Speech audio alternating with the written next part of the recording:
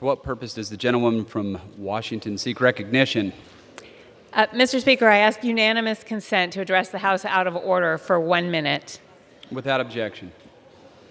Mr. Speaker, I rise today alongside my colleagues in the Washington delegation, devastated at the tragic loss of Peyton, Evelyn,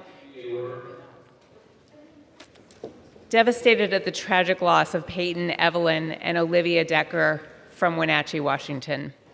Last weekend, these little girls, ages 9, 8, and 5, were reported missing when their father failed to bring them home following a scheduled visit. And over the next few days, we all hoped and prayed for the best, that they would be found safe and well and returned to their mother. But then we all learned the horrific news that they had been murdered. And like so many, and I just heard it out there, I was heartbroken. These girls had their whole lives ahead of them with so many possibilities, and we've all lived full lives, and those futures were taken from them. So on Tuesday, hundreds and hundreds of people came to a vigil in Wenatchee to remember these girls, to grieve with their family and with the entire community.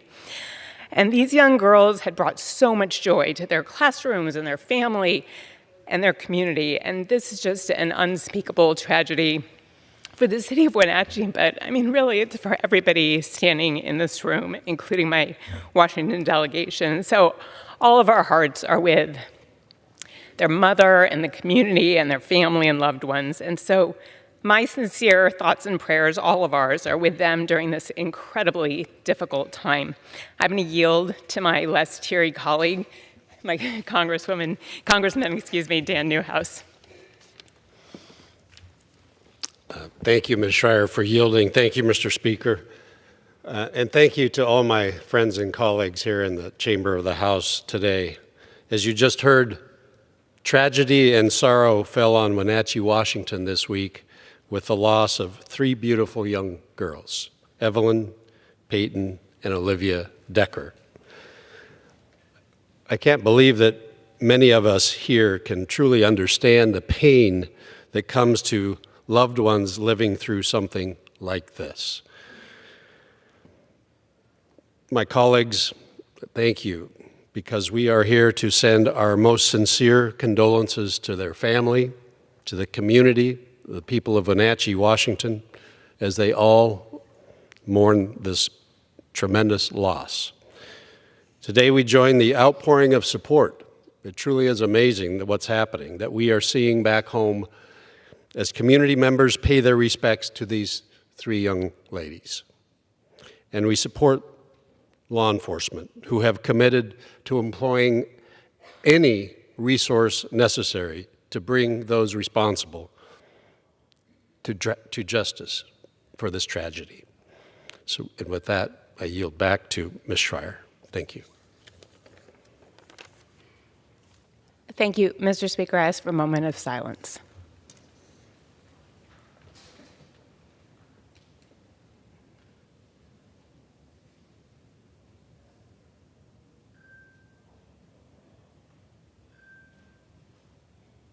I yield back.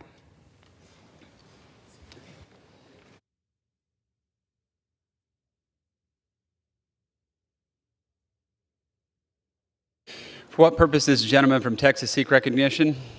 Mr. Speaker, I ask unanimous consent that the gentleman from Maine, Mr. Golden, be removed as a co-sponsor from H.R. 3464. Without objection. Thank you.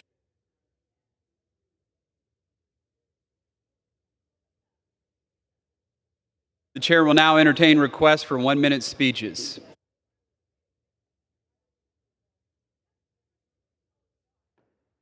In order. Gentleman from Pennsylvania. For what purpose does the gentleman from Pennsylvania seek recognition? Mr. Speaker, request unanimous consent to address the House for 1 minute and revise and extend my remarks. Oh, the gentleman suspend. The House will be in order.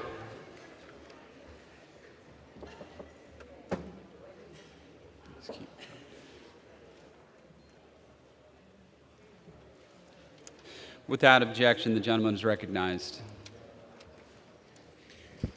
Mr. Speaker, I rise today to honor the 100th anniversary of Bradford Area High School in Bradford, Pennsylvania, a century of shaping minds, building character, and strengthening community. Since its founding, BAHS has educated generations of families, grandparents, parents, and now children walking the same halls, learning from the same dedicated teachers who often return to serve their own alma mater. It's not just school, it's a legacy. Recently, the community came together to celebrate this proud history. Alumni joined current students in the auditorium to perform the school's fight song, Bridging the Past and Present in Harmony. Displays throughout the school showcased 100 years of photos, uniforms, and memories, alongside a 1926 time capsule containing a Bible, a local newspaper, and a silver peace dollar. Mr. Speaker, Bradford Area High School is more than just a structure. It's a pillar of the community, and it will continue to shape future generations for the next 100 years. Thank you, Mr. Speaker, and I yield back the balance of my time. For what purpose does the gentleman from California seek recognition? Mr. Speaker, ask unanimous consent to address the House for 1 minute, revise and extend my remarks as necessary. Without objection, the gentleman is recognized for 1 minute.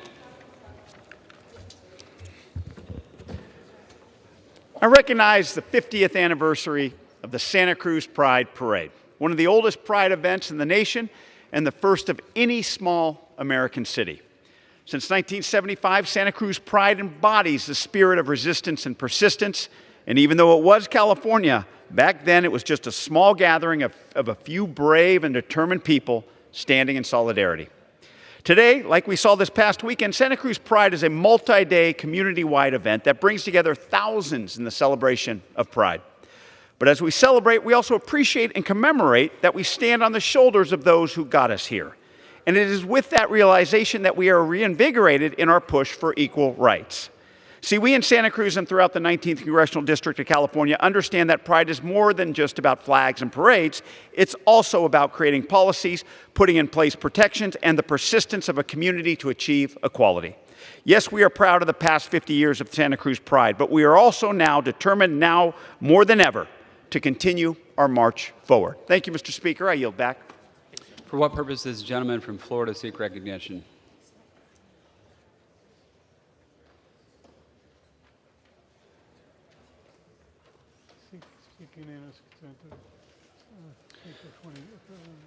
Without objection, the gentleman is recognized for 1 minute. Yep.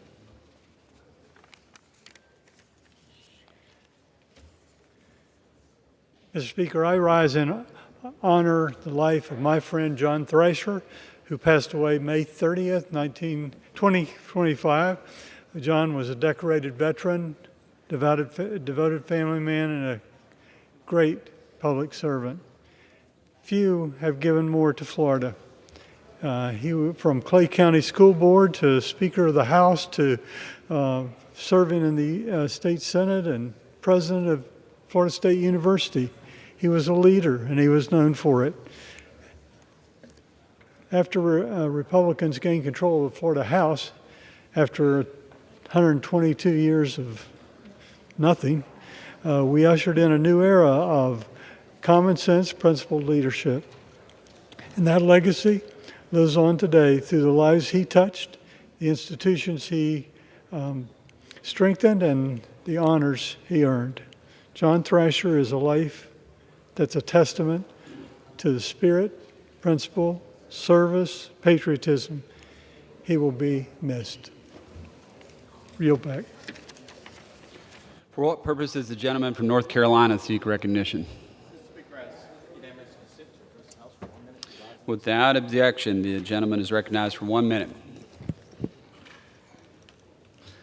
Mr. Speaker, I rise to recognize the exceptional sheriffs of North Carolina's 1st Congressional District. It was a privilege to engage with such dedicated leaders as we address the pressing issues facing eastern North Carolina. Our discussion on automatic license plate recognition cameras and innovative strategies for recruitment and retention in rural communities were both insightful and inspiring. We are confronted with significant challenges, including the threat of illegal drugs, outdated detention centers, and issues facing juveniles. The sheriffs underscored the importance of regional collaboration emphasizing how sharing resources, intelligence, and support across county lines can enhance community safety. I extend my sincere gratitude to Sheriff Curtis Brame of Vance County, Sheriff Robert Fountain Jr. of Granville County, Sheriff John Branch of Warren County, and Sheriff Cleo Atkinson Jr. of Edgecombe County for their participation. We also acknowledge the invaluable leadership and partnership of all of our sheriffs. Thank you, Mr. Speaker. I yield back. For what purpose does the gentlewoman from Oklahoma seek recognition? I ask unanimous consent to address the House for 1 minute and revise and extend my remarks. Without objection, the gentlewoman is recognized for 1 minute. Thank you, Mr. Speaker. I rise today to celebrate the Western Conference champions, the Oklahoma City Thunder. The season has been nothing short of meteoric, making this Thunder team the youngest in NBA history to reach the finals.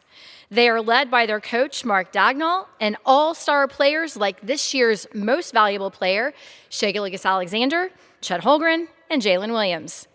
The Thunder's historic season, the best in franchise history, also featured 54 games being won by double digits, the most in NBA history. The ownership team and general manager Sam Presti have done a remarkable job of putting together a group of superstars who are focused on winning together as a team. In the words of Kobe Bryant, the job's not finished. Let's bring the Larry O'Brien Trophy to Oklahoma City. I know I speak for the entire state of Oklahoma when I say Thunder up. That, Mr. Speaker, I yield. For what purpose does the gentlewoman from Ohio seek recognition? I request unanimous consent to address the House and to extend and revise my remarks. Without objection, the gentlewoman is recognized for 1 minute. Thank you, Mr. Speaker. Gun violence is a scourge that has plagued the United States for far too long. We have witnessed tragedy after tragedy, and the only thing that ever seems to happen is gun restrictions are loosened even further. 6 years ago in my home state of Ohio, there was a mass shooting at a bar in Dayton. Nearly 30 people were injured and 10 were killed by a man with a gun that he was able to legally modify through loopholes in our gun laws. Hundreds of people attended a vigil for the victims of this deadly attack and demanded we do something. In response, the governor of Ohio signed a permitless carry legislation allowing individuals to carry concealed firearms without a permit. Last year, 25-year-old Megan Kelman, a young woman in my district, was shot and killed in a Taco Bell drive-thru. She was picking up dinner for her family. Why did Megan Kelman have to die that day? The system failed her. The killer should have never had a gun. So again, why did Megan Kelman have to die that day? She didn't. And maybe if there were less cowardly people in office, Megan would be alive, living out her path to serve and help other people. Her family is working to make sure that there is change and to secure her legacy. But we have a duty as public servants to keep our communities safe. But the inaction on gun violence is killing innocent Americans. We can and must pass common sense gun safety legislation to bolster background checks and ban dangerous assault weapons. The people of Ohio's 13th Congressional District sent me here to do something about gun violence in our communities, and that's exactly what I intend to do. This is Gun Violence Awareness Month, and this month and every other day, I mourn the lives of the countless people who have lost their lives to senseless gun violence and those that they have left behind. Thank you, Mr. Speaker. I will yield back. Gentleman from Pennsylvania, for what purpose does the gentleman from Pennsylvania seek recognition? Mr. Speaker, I request unanimous consent to address the House for 1 minute and to revise and extend my remarks. Without objection, the gentleman is recognized for 1 minute. Mr. Speaker, over the last 4 years, every American has felt the pain of inflation, and this financial strain has hit working families particularly hard. Large price increases set back millions of parents, forcing them to dig into their savings and even go into debt sometimes just to pay their bills. That's why, as a part of budget reconciliation, we passed legislative language to permanently increase the child tax credit, index it to inflation, and add a $500 increase, bringing the total tax credit to $2,500. Changes to the tax code, including expanding the child tax credit, will help save the average family more than $1,300 a year. It's time to deliver real tax relief for working families that they so desperately need. I call on my colleagues in the Senate to protect these provisions to make sure that we're helping working families, and after 4 years of rising costs, finally deliver parents the relief that they deserve. Thank you, Mr. Speaker, and I yield back. For what purpose does the gentleman from Missouri seek recognition? Mr. Speaker, I ask for unanimous consent to address the House for 1 minute and to revise and extend my remarks. Without objection, the gentleman is recognized for 1 minute. Mr. Speaker, if you stood outside the St. Louis Job Corps Center last week, you saw what happens when cruelty becomes policy. You saw students being escorted off campus, bags in hand, dreams on hold. Grandparents crying because their grandkids had finally found something that gave them a shot and now it's gone. In St. Louis, that's over 200 students who are impacted. Job Corps is exactly the kind of program we should all agree on. It gives young people the tools to succeed, real skills, real credentials, real jobs. It reduces crime, increases employment, and pays off for taxpayers in the long run. This wasn't a budget choice, this was a values choice. And it tells our young people, your future doesn't matter. Not if you're working class, not if you're black or brown, not if you come from a zip code, that doesn't matter. But I rise today because Job Corps works. It changes lives, and there's no defense, none at all, for ripping that away from students. I yield back. For what purpose does the gentleman from Florida seek recognition? Question is, permission to address the House for 1 minute and revise and extend my remarks as necessary. Without objection, the gentleman is recognized for 1 minute. Thank you, Mr. Speaker. I rise today to recognize a truly outstanding man, a man who served all of the people of Florida honorably, with wisdom and admirable class. My dear friend John Thrasher passed away on May 30th at the age of 81. John Thrasher was a highly decorated soldier, Speaker of the Florida House, a Florida Senator, President of Florida State University, father of the Florida State University Medical School, and one of the most gifted men I ever worked with. Most importantly, he was an honorable man who made it his life's mission to serve others. It was he who introduced me to the importance of advocacy in Washington and in Tallahassee.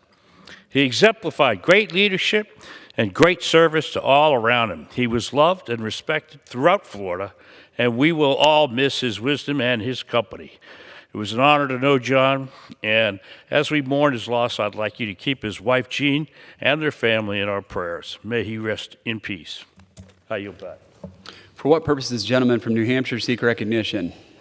Consent to address the House for 1 minute and revise and extend my remarks. Without objection, the gentleman is recognized for 1 minute.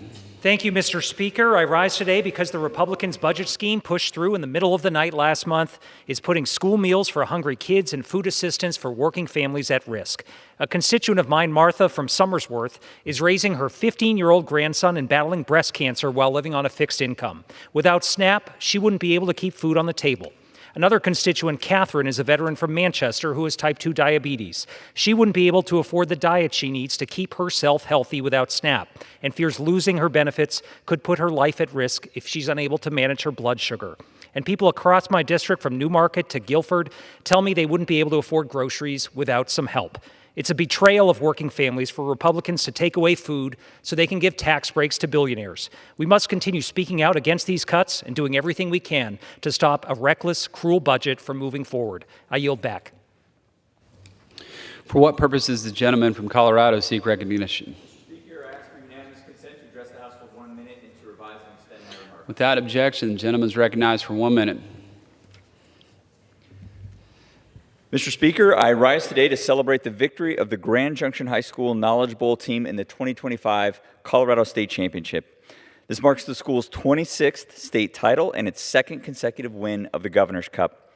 Competing against 60 teams from across Colorado, the team earned top honors in both the 4A classification and the overall Governor's Cup.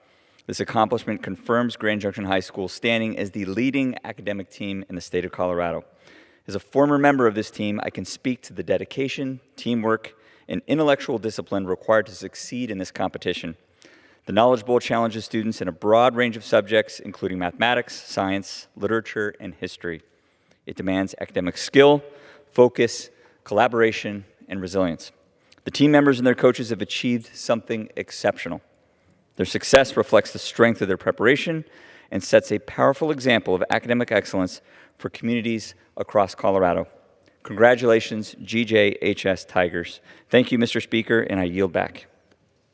Purposes, gentleman from New York seek recognition. Speaker, I ask unanimous consent to address the House for 1 minute, to revise and extend my remarks. Without objection, the gentleman is recognized for 1 minute. Thank you, Mr. Speaker. Tomorrow marks the 81st anniversary of D-Day, a unique mission that took months of planning and turned the tide of World War II. America's military, working with Canada and our European allies, made the difference that day, beginning the liberation of France. 81 years later, another European country is fighting off an invasion by an aggressor.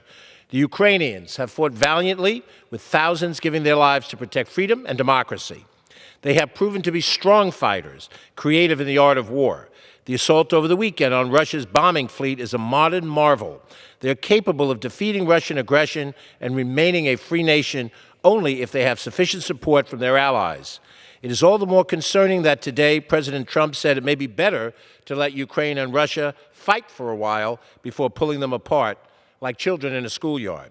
Ukraine and its people don't have that time. This war must end. With D-Day on our mind, we must commit more assistance to Ukraine and defend democracy before it is too late. Thank you, Mr. Speaker, and I yield back. For what purpose does a gentleman from Georgia seek recognition? Ask unanimous consent to address the House for 1 minute to revise and extend my remarks. Without objection, the gentleman is recognized for 1 minute. Mr. Speaker, I rise today to recognize the 65th anniversary of the Meals on Wheels program led by Senior Citizens, Inc. in Savannah, Georgia. For 65 years, this program has provided thousands of nutritious meals and vital daily contact with elderly, homebound adults. This year, to celebrate the milestone, Senior Citizens, Inc. partnered with local chefs, including James Beard Award winner Chef Bailey. Chef Bailey assisted in crafting special gourmet meals as a tribute to the people they serve. Meals on Wheels delivers care, compassion, and peace of mind to families in Savannah and beyond.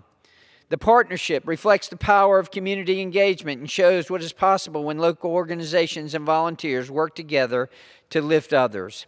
I thank Senior Citizens, Inc., Meals on Wheels, and Chef Bailey for their initiative and congratulate them on the anniversary of this most important service. Thank you, Mr. Speaker, and I yield back. For what purpose does the gentleman from Virginia seek recognition? Without objection, the gentleman is recognized for 1 minute. Mr. Speaker, since its founding, the Valavan Tamil Academy, or VTA, has played a vital role in teaching the Tamil language to children in Virginia. Tamil, one of the world's oldest languages, is spoken by over 80 million people globally, including 360,000 Americans. And this past weekend marked a major milestone, the VTA's 15th annual day celebration. I was honored to join students, families, and community leaders to celebrate and recognize the work that has been done to educate the next generation on Tamil history. So congratulations to the Valavan Tamil Academy, and thank you for all that you do for our community in Virginia. I'm looking forward to working together for many years to come. I yield back. For what purpose does a gentlewoman from Ohio seek recognition? Oh, sorry. I just saw you there. Sorry, Mike, missed you. What purpose does a gentleman from Florida seek recognition? Mr. Speaker, I ask unanimous consent to address the House for 1 minute and to revise and extend my remarks. Without objection, the gentleman is recognized for 1 minute. Mr. Speaker, I rise today to honor Sergeant Stephen Wiggins, a Vero Beach native and Vietnam hero, who was recently awarded the Army Commendation Medal for his past service this past Memorial Day, 57 years after making the ultimate sacrifice in service to our nation. In 1967, Sergeant Wiggins was drafted into the United States Army and quickly rose to the rank of sergeant and tank commander. Sergeant Wiggins was a lead in combat control during the Tet offenses when his unit encountered an obstacle. Acting quickly, he directed his track through a nearby gap, exposing a hidden enemy ambush and drawing heavy fire. The 4-hour firefight claimed 10 American lives, including Wiggins, whose bravery saved many others. I'm proud to be part of a recent ceremony honoring his legacy and his bravery to the American public. And with that, Mr. Speaker, I yield back. For what purpose does the gentlewoman from Ohio seek recognition? Without objection, the gentlewoman is recognized. Mr. Speaker, I rise to place in today's congressional record the virtuous life of a truly beloved woman and patriotic citizen of Toledo, Ohio, Mrs. Teresa Naumann. What an exemplary life she embodied. Teresa was a treasured family friend, and her son Jimmy, who preceded her in death, was a baseball buddy and classmate of my dear brother, Steve. She enjoyed numerous friends and held tight to memories of those precious days of youth when her husband Bill was the team coach of the Little Flower baseball team. Jimmy hit the line drives as my pitcher brother, Steve, sported the number 9. What a legacy Teresa built as dedicated wife, mother, sister, working woman for General Mills, a joyous grandmother, great-grandmother, aunt, and friend. At 94, having survived the death of her beloved husband for whom she cared religiously, she remained beautiful, gracious, kind, intelligent, involved, and devout. A woman whose smile lit up the room. She drew people to her with her welcoming manner. She and her Marine veteran husband, William, were married for 67 years until his passing, and they nurtured youth in their church, Little Flower Roman Catholic Church in Toledo, Ohio.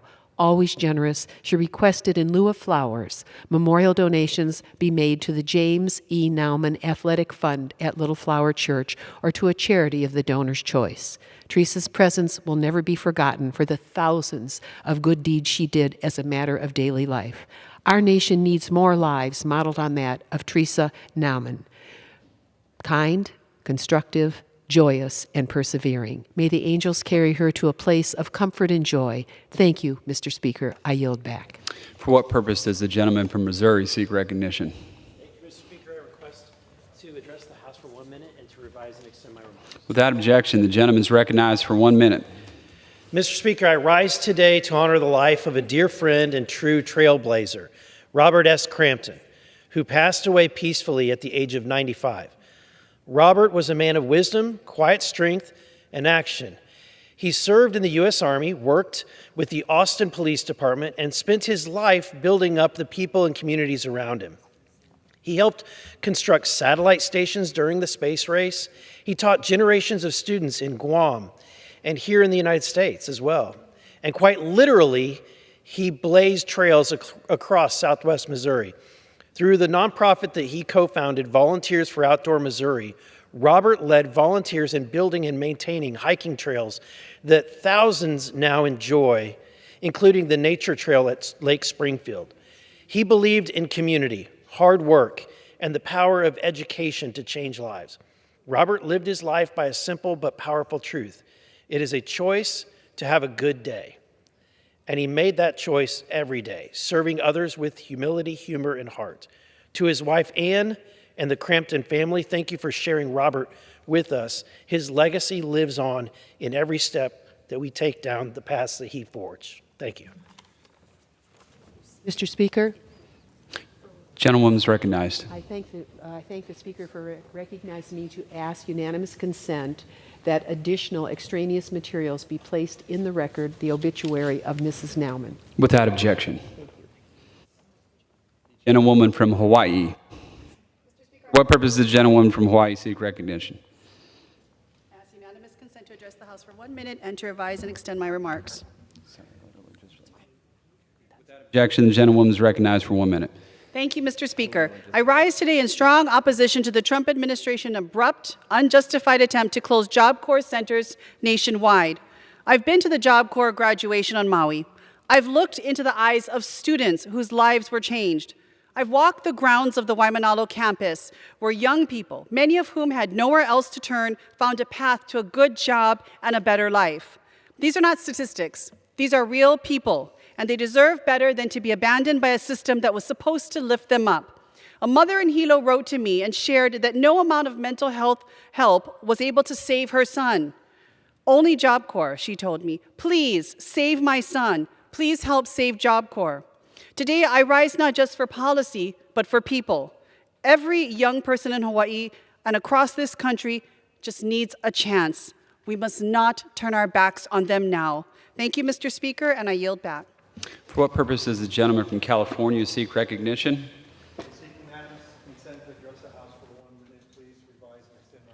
Without objection, the gentleman is recognized for 1 minute. Mr. Speaker, I rise today in memory of Baldwin Park police officer Samuel Riveros, who lost his life in the line of duty while attempting to rescue a fellow officer. Known for his infectious smile, love of the Dodgers, and snowboarding, Officer Riveros served in the Baldwin Park Police Department for over 8 years and was a member of the SWAT team. Officer Riveros' absence leaves a wake of grief that will only be tempered by time, never to subside. However, amidst our sorrow, may we find solace in his courage, character, and the oath he kept until the end. Officer Riveros' legacy as a hero will live on in the hearts and minds of the Baldwin Park community and the 31st Congressional District. This devastating event also claimed the life of Darius Wong, a resident of Hacienda Heights and a beloved son, brother, husband, and father. Both of these men should still be here, and it breaks my heart that their lives were cut so short from this disgusting act of cruelty. Let us keep them and their families in our thoughts. May they rest in peace. I yield back.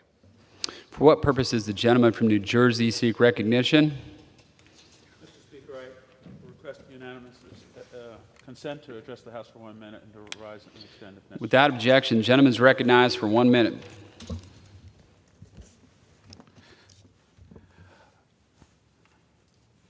Mr. Speaker, I rise today because we are witnessing a tragic breakup between a Nazi-saluting billionaire and the President of the United States. Elon Musk has decided to call it quits after President Trump and congressional Republicans moved to eliminate a tax credit that would have benefited Musk under the so-called Big, Beautiful Bill. To be completely honest, I agree with both sides on this. I agree that Trump should start to question Elon's federal contracts, and I agree with Musk that the Big, Beautiful Bill is an abomination. I'm curious to see whom my Republican colleagues will choose in this breakup, because unfortunately for them, they have pledged undying allegiance to either directly or indirectly to both of these men. They turned a blind eye as Musk was handed the keys to the government, enabling him to disable, or rather dismantle, probably both, programs everyday Americans depend on. They stood by Trump through everything he's done, and now we'll see if that support falters.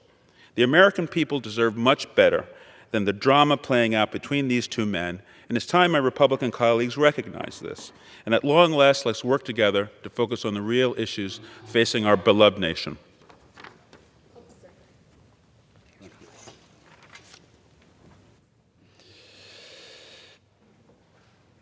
Members are reminded to refrain from engaging in personalities toward the President. Under the Speaker's announced policy of January 3rd, 2025, the gentleman from Wisconsin, Mr. Grothman, is recognized for 60 minutes as the designee of the Majority Leader.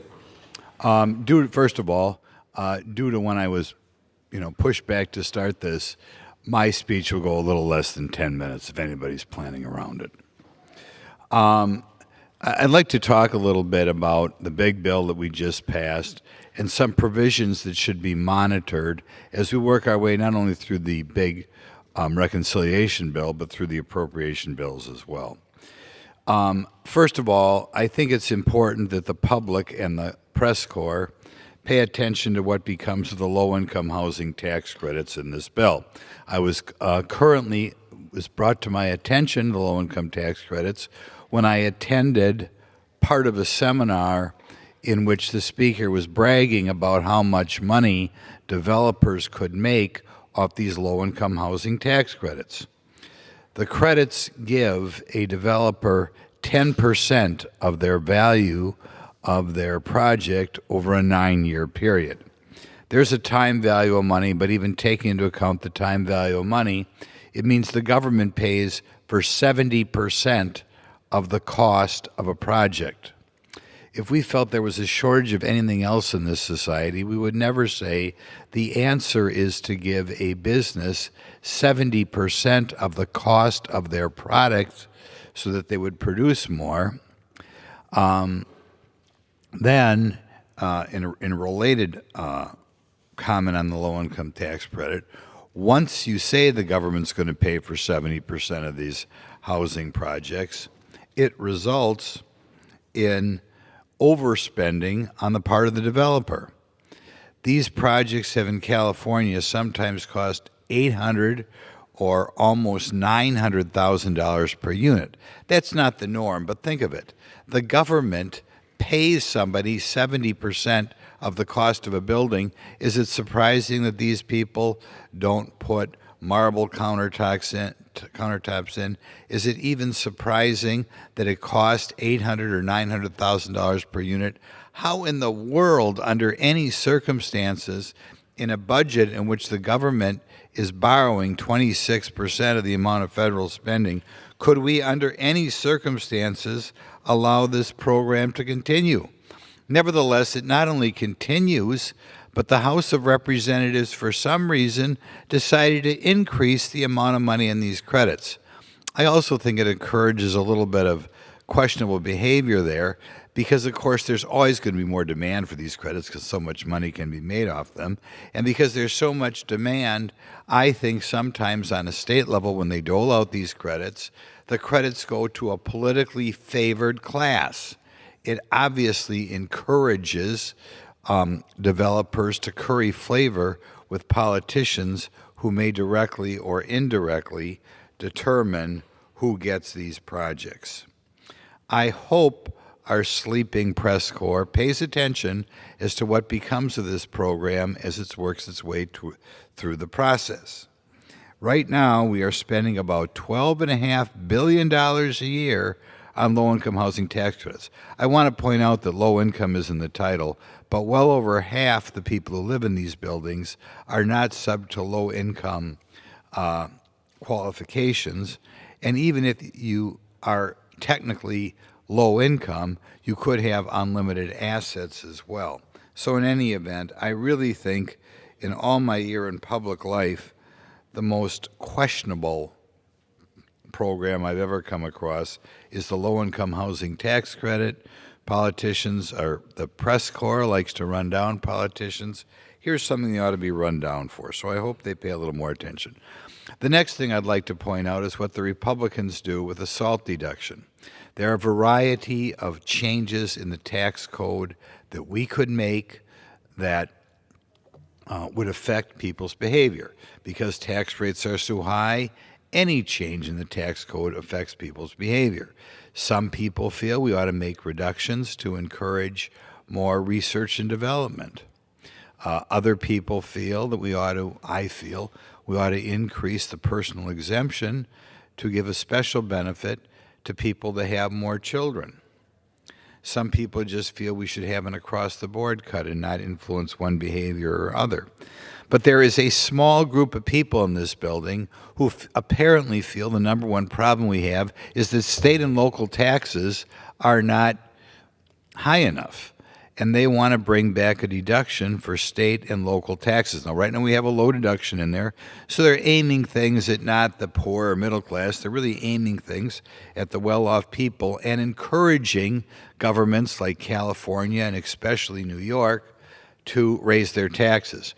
I recently on the radio was listening to a guy who I believe is running for governor there, and he wants to raise the income tax in New York to 11%. Well, it's not surprising then, I'm sure, that people like this person who wants to dramatically increase the income taxes in New York would want those taxes to be tax deductible. Why a Republican would want to do that, I'm not sure, but I think it's something we wanted to talk a little bit more about.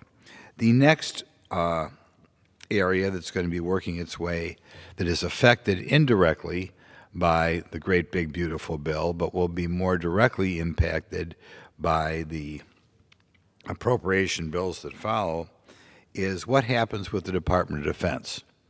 Right now, we have close to 900,000 employees who are not uniformed in the Department of Defense. 900,000. I think one of the great things DOGE did is exposed how hard or not hard some of those employees are working. We will see what happens with the overall defense budget and whether Congress is willing to take the step forward and say, maybe we don't need 900,000 employees in the Department of Defense who are non-uniformed. The other thing in the Department of Defense we can look at is Pete Hegseth, who I think is going to be a great Secretary of Defense, has pointed out that he feels in today's world aircraft carriers are maybe not entirely obsolete, but are not as valuable as they were 30 years ago. And that should be obvious from what happened over the weekend when Ukraine used drones to wipe out some aircraft thousands of miles away in the Soviet Union, showing that the nature of warfare is changing rapidly. Our defense budget should change rapidly with it. Mr. Hegseth has said we're going to use less combat troops, and we certainly need a lot less non-combat troops. But he has implied that he feels aircraft carriers are becoming a little bit obsolete. We right now have 11 aircraft carriers. We have 3 more under construction to replace the current aircraft carriers. I think we have to protect our electric grid. I think we have to protect ourselves against hypersonic missiles.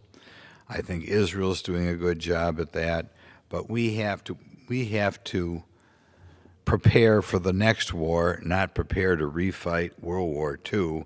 And I think it's important for our press corps to publicize people who talk about the new type of munitions, the new type of armaments we're going to need in a new war. And given that we are so entirely broke and that 26% of our budget is borrowed, we have to make sure now more than ever that our defense dollars are spent wisely and not on things that, to a certain extent, are a little bit outdated. I hope the press covers this as to whether we still need 11 aircraft carriers, and asks Pete Hegseth if he still believes that they are overrated, because in today's world with hypersonic missiles and with drones, as the Russians found out, big stationary things, even temporary stationary things, are sitting ducks. Looking at the clock here, I think I should probably not deal with my other issues, so I will stop speaking. I believe we have somebody else ready to go, so thank you. Under the Speaker's announced policy of January 3rd, 2025, the gentleman from California, Mr. Min, is recognized for 60 minutes as the designee of the Minority Leader. Mr. Speaker, thank you for the recognition to speak tonight. Before I begin, I ask for unanimous consent that all members may have 5 legislative days in which to revise and extend their remarks and to submit extraneous material into the record. Without objection. Thank you, Mr. Speaker, Mr. Chair. I rise today to speak about Elon Musk and the Department of Government Efficiency, or DOGE, and the deadly and devastating consequences of their illegal actions, which will reverberate long after they are gone.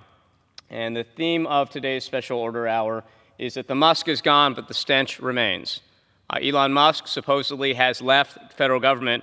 I just want to remind people that when President Trump issued his executive order creating the Department of Government Efficiency, or DOGE, and appointing Elon Musk in the role related to DOGE, DOGE was created as a temporary organization, and Elon Musk was appointed as a special government employee, and this was to avoid having any kind of Senate confirmation of either this congressional creation of the agency or any confirmation of Elon Musk. And I want to remind folks that this entire time that Elon Musk was in office or as a federal employee, he was in fact exercising powers that were far greater than any special government employee would be allowed to have, exercising powers that would be at the highest levels of government, higher than an agency or department head, and in fact exerting powers that even the president himself does not hold. He violated the law every single day he was in Congress. He violated the law every single day he was a special government employee. DOGE employees continue to remain today. So even though Elon Musk is gone, there are something like 100 or more DOGE special governmental employees and other employees scattered around the federal government that are in position to continue the wreckage that Elon Musk created. Now, I know that Elon Musk and Donald Trump have created a lot of news with their catfighting earlier today, but I just want to remind folks again that the damage Elon Musk did is going to take a long time to repair, and what he did essentially was try to upend the Constitution. Elon Musk, as a special government employee, purported to be able to undo acts of Congress, to illegally impound funds that Congress had appropriated, to undo laws we had created, to undo agencies we'd created.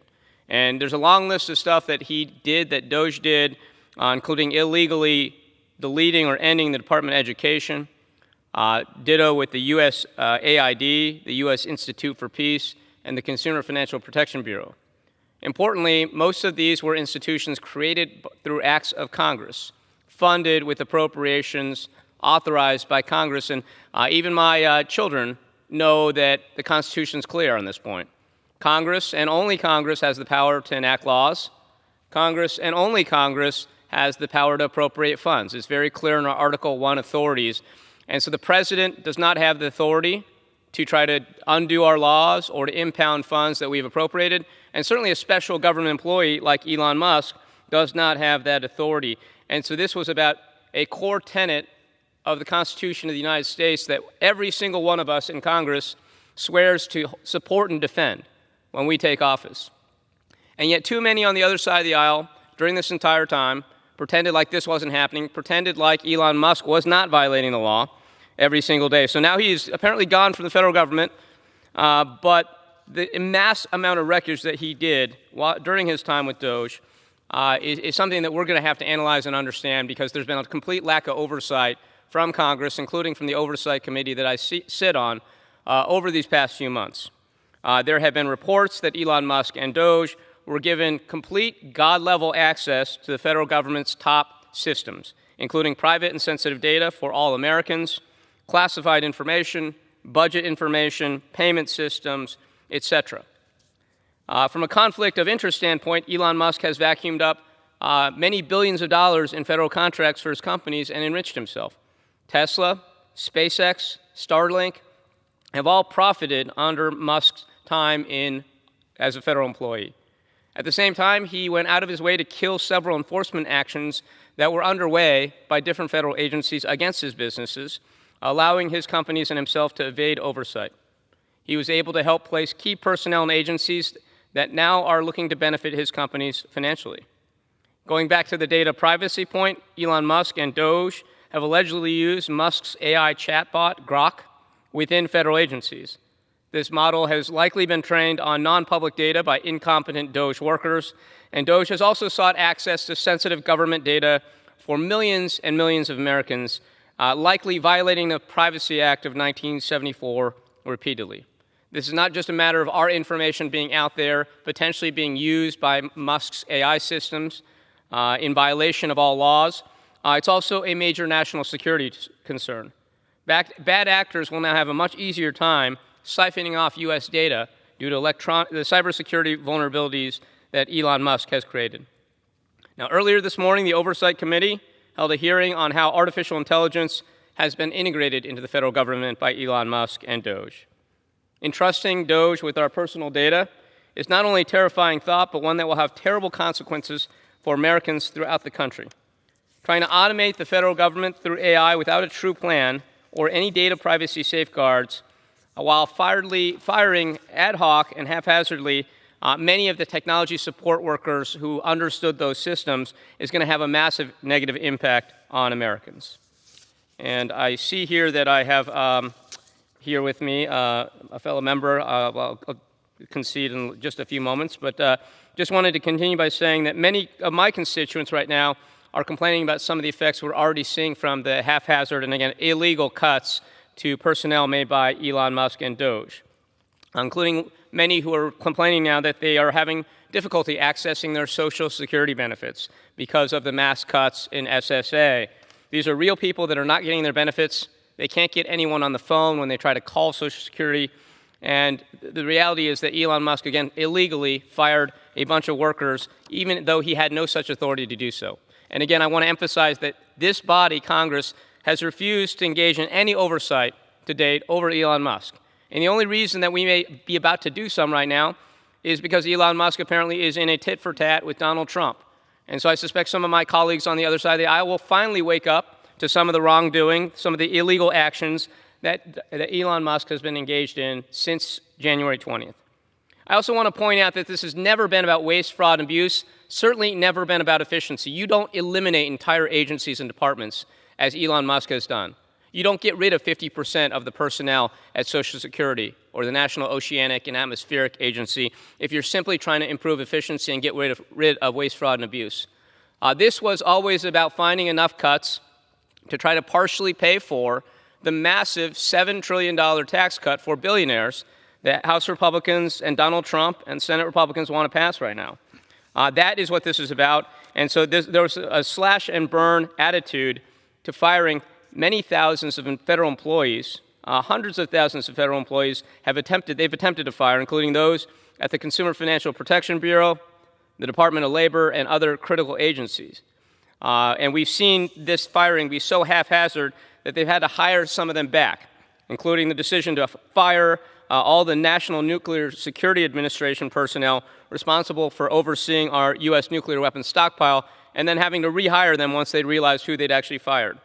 Firing key scientists, pandemic experts as well, and repeatedly miscalculating and misrepresenting the savings that DOGE cuts had made to our budget. They've also made the federal government much more bureaucratic and less efficient. I have a burgeoning life sciences industry in my district, lots of companies doing medical devices, innovative drugs, and they have all reported to me that they're deeply concerned about the massive cuts to the Federal Drug Administration, or Food and Drug Administration, because those cuts mean that they can't get anyone on the phone, they can't find people to try to approve their drugs and devices, and that this has created additional red tape and hurdles that have just made it very difficult. A lot of uncertainty right now, and these are companies that, again, are creating thousands and thousands of jobs, providing billions of dollars in collective impact to the Southern California area, and we're seeing this story writ large across the board right now. With that, I want to yield. I guess I will not yield just yet to my colleague, but I want to talk some more about the enormity of DOGE's illegal cuts as well as how they fared in the legal system. Since DOGE was stood up by President Trump and Elon Musk, it has cut something like $6.5 billion for the U.S. Agency for International Development, $502 million for the Department of Education, $232 million from the Social Security Administration, $192 million from the General Services Administration, $173 million from the Department of Agriculture, $152 million from the Department of Health and Human Services, $133 million from the Department of Transportation, $119 million from the Department of Commerce. Now, again, these were not, we didn't have any transparency into what these cuts were justified on, what they were meant to do. These were in addition to the attempts to shutter USAID, the Department of Education, Consumer Financial Protection Bureau, the U.S. Institute for Peace, and many other critical agencies, departments, and programs. And I will note that the courts have continued to find that these cuts were by and large illegal, that Elon Musk did not have any authority to undo acts of Congress, that Congress and only Congress can shut down agencies that we've created. Congress and only Congress can defund agencies from funds that we had previously appropriated. But with that, I see my colleague, Congresswoman Stansberry here, and so I will yield to the ranking member of the House Oversight Committee's Subcommittee on Delivering on Government Efficiency, Ms. Stansberry. All right, well, I want to say thank you to Mr. Min for convening this special order hour, and as we're getting set up here, I know that we've got a poster that we want to get up here. So let me just start out. Do we have a poster here? Yes, thank you. Thank you very much. All right. Well, Mr. Speaker, breakups are hard. They're really, really hard. And you know, they're especially hard when they play out in the public eye. And I think anyone would understand that who is online right now and watching the very public breakup of Donald Trump and Elon Musk. I mean, if you've watched over the last several days, it's really been an epic breakup for the ages. In fact, I think it's fit for the Real Housewives if you've been watching what's unfolded, even just in the last several hours. In fact, just a couple of hours ago, Elon Musk affirmed a statement about actually impeaching the president. I mean, who would have thought that we'd end up here? Because literally less than a week ago, they were having a bromance in the Oval Office. So it's really just incredible to think about what's happened over the last 72 hours when you think about it. But I think it's important to understand, I mean, you know, Donald Trump is in office as the most powerful human on planet Earth, as the President of the United States, and rather than thinking about balancing the budget, addressing economic freefall, trying to figure out what to do with our foreign adversaries, how to help you, the American people, engaging on the debate on how to save health care for millions of Americans, or making sure our children are fed in the United States and across the world.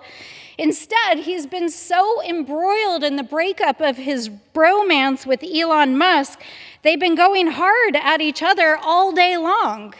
So I wanted to take this opportunity while we had it, honestly, to share the tea with all of you. Because I think, we all kind of knew this was coming, right? We've kind of seen the signs for the last few days, especially the last few weeks. But I don't think that many of us thought it would come in such a dramatic form. So I want to kind of break down and put in the congressional record what's actually transpired over the last 72 hours. Now, I think many of us were shocked when we saw just a couple of days ago when on Tuesday at 1:30, Elon Musk tweeted the following. He said, "I'm sorry, but I just can't stand it anymore. This massive, outrageous, pork-filled congressional spending bill is a disgusting abomination. Shame on those of you who voted for it. You know you did wrong. You know it." Really, we were quite shocked. Let's be clear. All 215 Democrats have been saying this for weeks, but obviously things really boiled over for Mr. Musk on Tuesday. Then, just a few minutes later, he followed up with another shot at Donald Trump where he says, "It will massively increase the already gigantic budget deficit to 2.5 trillion, ! And burden America's citizens with crushing, unsustainable debt." He went on in the following hours to literally accuse Republicans of making Americans debt slaves. This is actually what's been unfolding on the internet for the last several days. But this bromance is so messy, you guys. This breakup is messy as all hell, let me tell you. So, okay, y'all know that Thomas Massie, who is a true fiscal conservative, who is pretty much the only Republican in this chamber who stands by his convictions and is not willing to sell out his soul for politics and power, voted against this bill because he read the CBO report and he was not going to go and toe the line for the Republican Party. He knew that Speaker Johnson was not telling the truth about deficit spending. He knew that Donald Trump and his sales pitch was not selling the truth. He knew it was going to cost $2.5 trillion at least. We don't even know what the final cost is going to be. But this love triangle got even messier because both Thomas Massie and Senator Rand Paul got in on the mess here. So we have Thomas Massie here retweeted Elon Musk, and he says, he's right. And we saw just around that same time frame, Senator Rand Paul also got involved. But then, oh my gosh, well, Elon Musk, in a fit of passion, I'm sure, he dialed it up even further. And he said later in the day here, it looks like it was about 3:32 p.m. on X, it looks like Elon Musk was retweeting what other people were saying about his attacks on the president and this big abomination of a bill. And Elon Musk says, in November of next year, we fire all politicians who betrayed the American people. I mean, you guys, we cannot make this up. This is like the real tea that is going on the internet. So, Elon Musk, he dumped almost $300 million on Donald Trump's election, and he even weighed in and was like, yo, bro, you wouldn't even be president and wouldn't have the majority if I hadn't dropped all my dollars on you. And then Elon Musk, this was yesterday afternoon, because this went on all night, right? Like, we were all watching it unfold in real time. And even just a couple hours ago here on this floor, we were all like glued to our phones. We're like, oh man, this lovers quarrel is getting messy. And Elon Musk, around 2:50 p.m. yesterday afternoon, we were in the Doge subcommittee when it happened. He tweeted this. Elon Musk tweets, call your senator, call your congressman. Bankrupting America is, all caps, not okay. Kill the bill. And, I appreciate I'm a 90s kid. He also tweeted a picture of Kill Bill, Quentin Tarantino reference. We all know where you're coming from, Elon. Now, I want to be clear. I'm not a fan. I think we all know that. We've tried to subpoena you several times to come testify in front of the Oversight Committee. You've been giving yourself billions of dollars in contracts. You've been stealing American data. You've been breaking the law with impunity. A couple of people asked me earlier how I felt about what was going on in this lovers quarrel, and I'm like, you know what? Like, you get mixed up with messy people, you get a messy outcome, and it's very clear that that's exactly what's going on. Now, I think we've all been hearing the rumors here in Washington, the breakup rumors. In fact, I think many of us, even on this floor, on both the Democratic and the Republican side, have heard the rumors that Donald Trump was getting frustrated with Elon, that he wanted to be on the helicopter all the time. And, he was like following him around, going to Mar-a-Lago, and showing up to these cabinet meetings and throwing all his money around and all that stuff. And in fact, in response to all the drama, Donald Trump fired back on Truth Social. Elon was wearing thin. I asked him to leave. I took away his EV mandate that forced everyone to buy electric cars that nobody else wanted, that he knew for months I was going to do, ! And he just went, all caps, crazy. I mean, you guys, this is getting out of hand. This is really, really, really getting out of hand. So then Donald Trump, really, this is just the, tip of the iceberg, because what else does the leader of the free world have to do all day? He could try to end wars in the Middle East. He could try to negotiate peace deals in Europe. Oh, wait, no, actually, he's cutting funding for NATO. Sorry, I forgot about that. But in fact, he just spent his entire day attacking his aggrieved lover. So Donald Trump, let's see here. This is June 5th at 2:37 on Truth Social, says, the easiest way to save money in our budget, billions and billions of dollars, is to terminate Elon's governmental subsidies and contracts. I was always surprised that Biden didn't do it. There's not a lot that Mr. Trump and I agree on, but I'm totally with you, Mr. President. If you want to go after Elon Musk's contracts, we are here for the fight, bro. Give me a ring, for real. We can get this across the finish line, because, obviously, I know you guys were feeling the feelings for the first 130 days, and there's always a honeymoon period, especially after you go through a big thing together, like an election.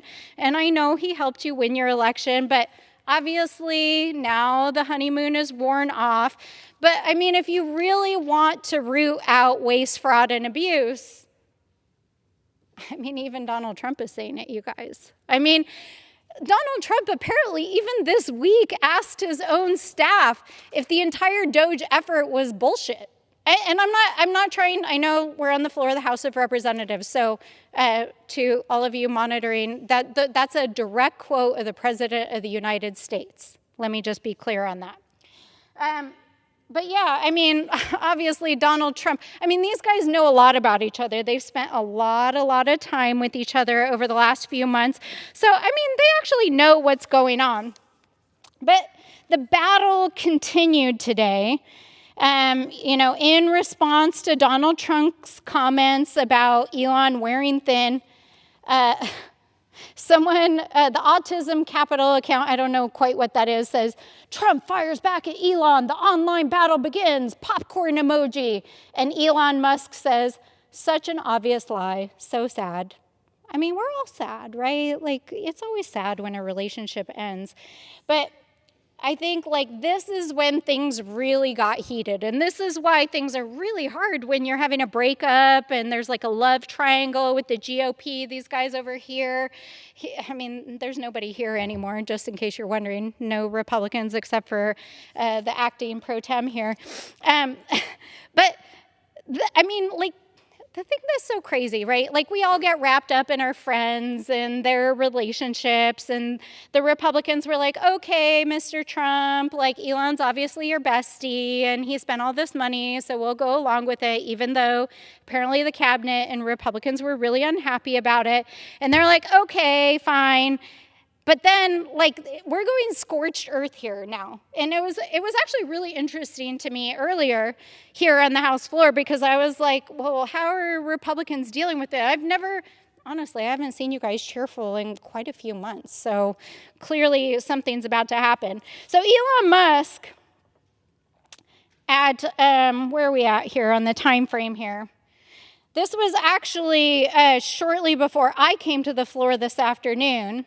Tweets, time to drop the really big bomb at real Donald Trump is in the Epstein files. That is the real reason they have not been made public. And then he says cheerfully, have a nice day, Donald Trump. We all know what happens in breakups. But obviously, you guys, they got the tea on each other.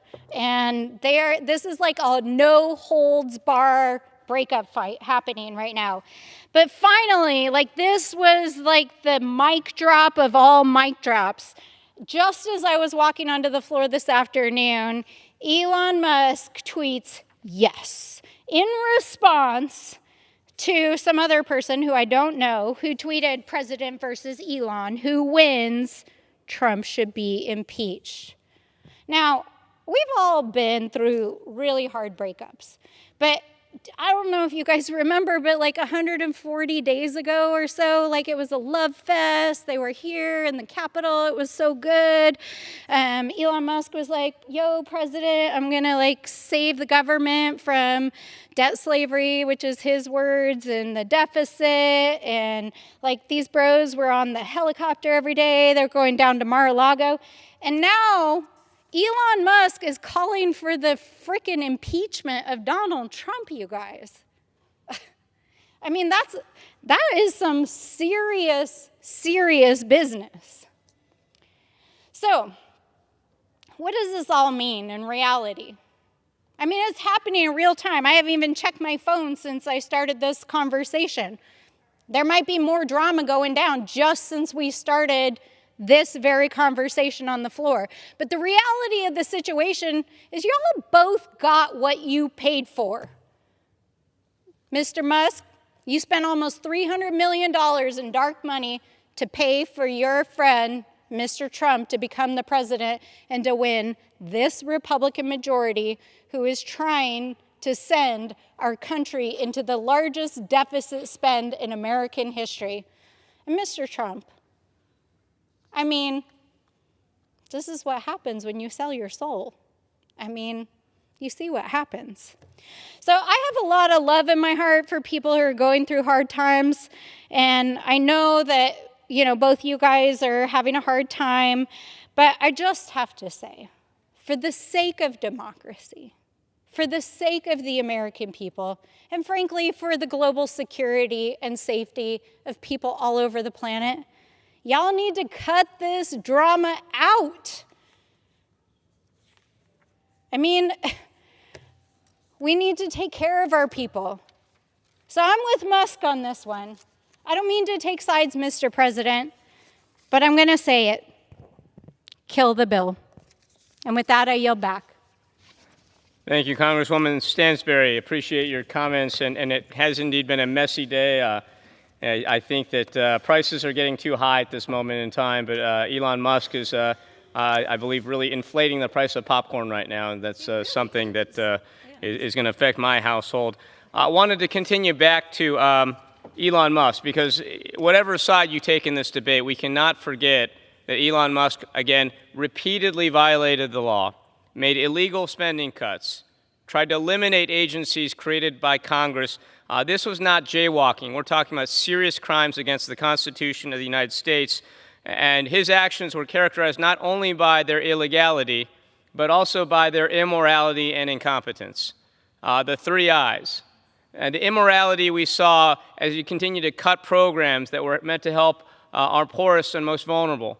Called Social Security, which is a lifeline program for all the seniors around the country, including the ones in the district I represent, called it a Ponzi scheme, and cut so much of the workforce that, again, I've had many constituents now complaining they can't get access to their benefits, they can't get anyone on the phone when there's been a mistake. This seems like deliberate in its scope, and they've been incompetent, and I mentioned some of the things they've done as far as firing the nuclear inspectors, miscalculating Doge's savings, granting a Doge staffer access to edit sensitive Treasury systems, prompting an internal forensic investigation, gutting the CFPB only to unsuspend staffers and uncancel contracts after it became apparent that CFPB could no longer perform its legally mandated functions, inadvertently canceling funding for Ebola prevention, uncanceling lease terminations after agency and congressional pushback. This could go on and on and on. But the point here is that this, again, was never about efficiency. It was never about finding waste, fraud, and abuse. That was always the big lie. What Elon Musk was trying to do was reshape government illegally against the express will of Congress. And unfortunately, my colleagues on the other side of the aisle failed to stand up to this abuse of law, this direct attack on our Constitution and our authorities. The courts, thankfully, have stepped up. And right now, the Trump administration and Doge are embroiled in over 252 lawsuits. They have lost almost all of these at various stages at the district court and appellate level, including several in the Supreme Court. And they're continuing trying to appeal. But even as this has happened, many of our colleagues on the other side of the aisle, rather than stand up for Congress's authorities under the Constitution, they have tried to go after judges. They have threatened judges, tried to take away some of their authority.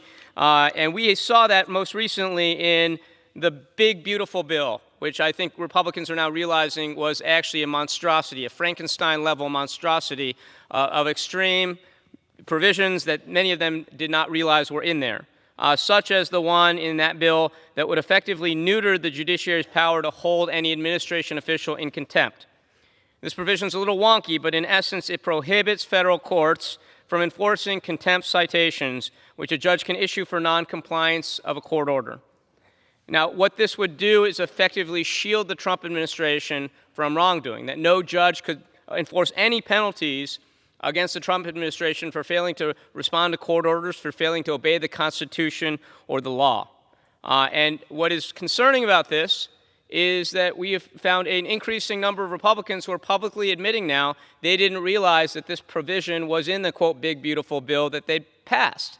And, of course, we all remember just a couple weeks back, this bill was pushed through in the dark of night after 1 a.m., and it was clear that it was rushed through so quickly that most of our colleagues did not have time to read it, did not understand what was in it, did not have time to have their staffs review what was in it. This was an unconscionable process that is leading to outrageous results.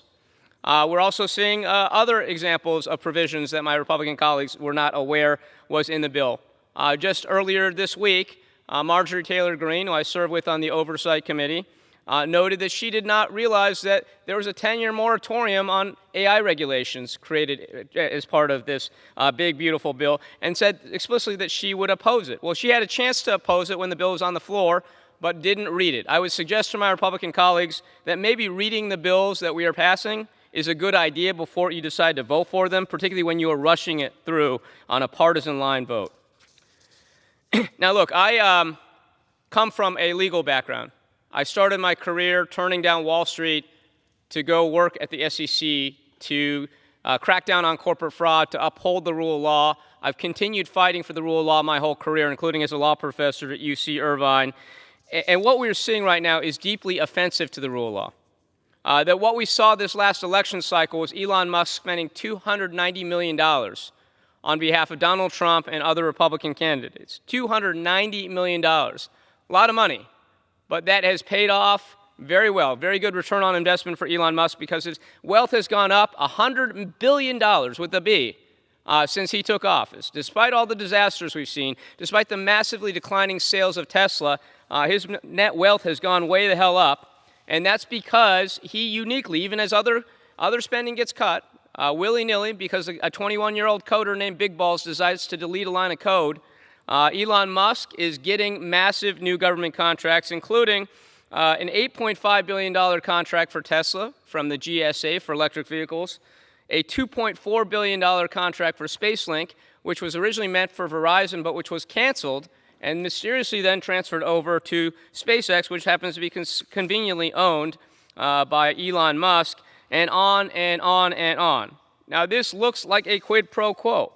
This looks like something that should not be allowed to exist, particularly when you have a man who is repeatedly, flagrantly, and knowingly violating the law every single day, upending the Constitution. And the damage to this country that we're going to see over the next several decades that we're seeing already happen right now is going to be devastating. Just earlier last week, I had a town hall at UC Irvine, which I represent. And as many people around the country are beginning to realize, a lot of what's happening right now is threatening our economic present, but also our economic future. The massive cuts to science and research funding for universities which have long been the basis for our innovation economy. Whether in California, Boston, Atlanta, around the country, we know that high-end research creates jobs. It leads to innovations, that leads to new companies. It's what has made America great over time. And yet right now, those cuts are massive. Right now, we have seen NSA, NIH, and other agencies in the Trump administration illegally refuse to spend and allocate research funding that Congress has appropriated. That, in turn, has led already to the firing of many grad students of programs, innovations. But also, concerningly, we are starting to see the compounding effects of the attacks on legal immigrants here, people here on student visas. Now, you may recall that just a few weeks back, the Trump administration announced that they would be rounding up a whole posse of students who had minor run-ins with the law. In California, in the University of California system alone, there were something like 165 students here on valid student visas who'd been arrested with no due process, put into deportation proceedings. In one case, it was because they ran a stop sign. In another case, it was because they were in a domestic dispute. Their partner called the police. When the police arrived, they actually found that the immigrant, the person here on a student visa, was not the abuser, but actually probably had been abused. They decided to not proceed with this. But because there was a police report, even one that falsely accused this immigrant, that immigrant was put into deportation proceedings. Now, the Trump administration did reverse that policy after a public outcry, but we've seen foreign students, the best and brightest that have traditionally come to this country, to places like Harvard and MIT and UC San Francisco and Stanford. They are not coming here. They are going to other countries right now. And that accumulated effect is draining our future right now. We are talking about entire industries predicated on technology, on research, on life sciences that we expect to see massive declines in 10, 15, 20 years. We are robbing our future right now. And for what, I don't know, to give Elon Musk a little bit more. So the damage is going to be incalculable across the board. But I think the biggest damage that we're going to see is to our public's trust in our institutions. Right now, we're seeing corruption on a scale we have never seen before in the history of this country. A $400 million Qatari gift of a palace in the sky to Donald Trump was just the thing that made the news. But meanwhile, he's having dinners with massive donors who are giving billions and billions of dollars to his meme coin. We're seeing bribes happen across the board. We're seeing emoluments over and over and over to the president and his family. And yes, we're seeing Elon Musk getting a ransom from the federal government as far as new contracts that has personally benefited him to no end. We have to start enforcing the rule of law in this country. as someone who has always believed in the rule of law, who stood closely side by side with our law enforcement officers, with our prosecutors, with those who are trying to uphold the rule of law in this country and the Constitution, I would urge my colleagues on the other side of the room to start thinking about that oath that we took when we took this office, to support and defend the Constitution. Those are not just words. They are the foundation of what it means to serve in Congress, of what it means to serve in the federal government, of what it means to be a patriotic American. If you are not enforcing the Constitution of the United States, if you are not enforcing the rule of law and standing up for the authorities of Congress, which is a co-equal branch of government, not a lackey of the president, what do we stand for? What are we doing here? I know that many of my colleagues on the other side are scared of Donald Trump and Elon Musk, frankly, too. But that should be no excuse for standing up and doing what is right. And we have to stand up and have an accounting of all the damage that Elon Musk did during his time at Doge, again, as a special government employee who never disclosed his conflicts of interest, who illegally exerted authority that a SGE should never have, that the President of the United States does not have. We need a real accounting of what happened, the damage that has been done, as well as all of the laws and constitutional provisions that he and every other member of Doge has done. This is the time to do it. I would urge my colleagues to actually start stepping up for the Constitution. And with that, I would yield the rest of my time. Thank you, Mr. Speaker. And with that, I would also move that the House adjourn. Members are reminded to refrain from engaging in personalities toward the President and to direct their remarks to the chair and not to the perceived viewing audience. The question is on the motion to adjourn. Those in favor say aye. Aye. Those opposed say no. The ayes have it. The motion is adopted. Accordingly, the House stands adjourned until 9 a.m. tomorrow.